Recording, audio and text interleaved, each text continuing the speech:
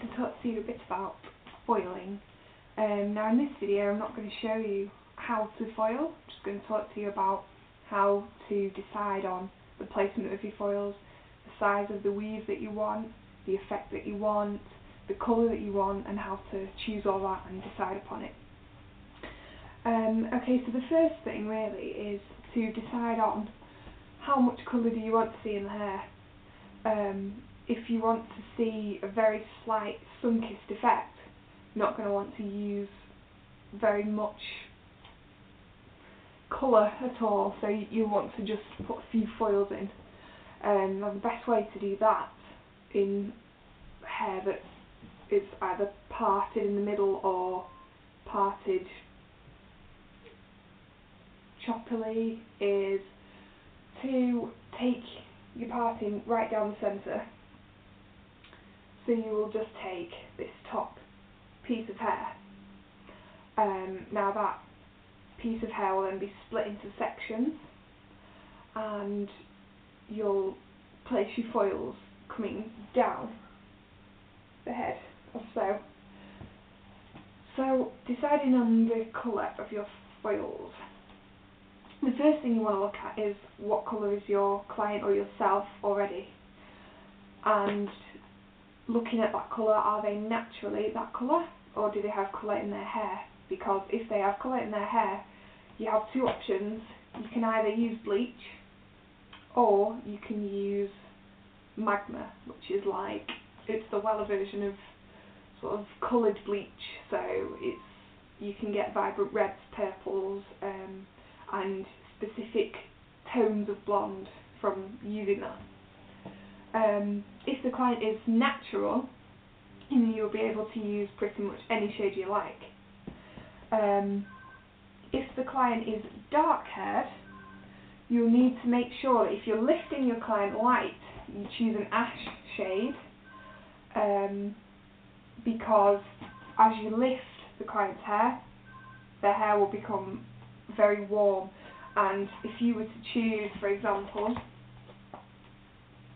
this nice light blonde, which is the 12-0, and you'd place that on hair that was darker than this,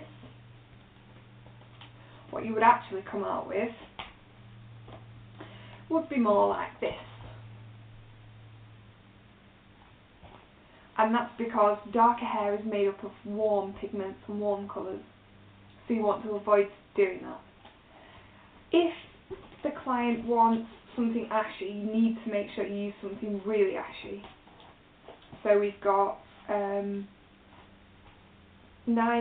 and 10/8, but the best to get an ash blonde on slightly darker hair, maybe a base 6, would be 12/8/9.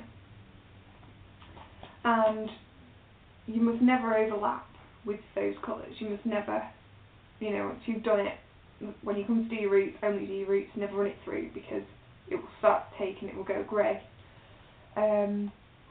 What you also might like to do, if the client wants quite a natural look, put something a little bit darker in, because you will get a bit more warmth, and also to put the lighter ash colour in.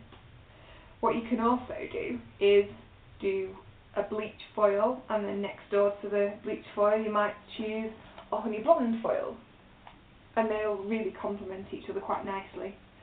The only thing I wouldn't do if the client is very, very ashy naturally and has pale skin is to go and put loads of bleach in, and because the bleach is going to look really white and it's just going to wash them out and look really grey. So I would always stick to slightly warmer tones with that, more honey blondes. If you want slices of colour, you're most likely to want something a bit more vibrant, so you might want a red or a purple, maybe even a bleach blonde. And to do that you would look at the haircut first of all. If the haircut is layered, you'll want to take a section underneath the layer, and then you can decide how thick or thin you want that to go. And then again you can apply one of the vibrant reds on natural hair, or on coloured hair you want to use either bleach and semi-permanent or magma on those. The other option is low lights, and lots of clients like to have a mixture of highlights and low lights, and what you usually do for that is choose, I can find it, there we go, something like a 6-7. It's a nice medium brown, nice chocolate brown, plenty of warmth, and that's what you want to see.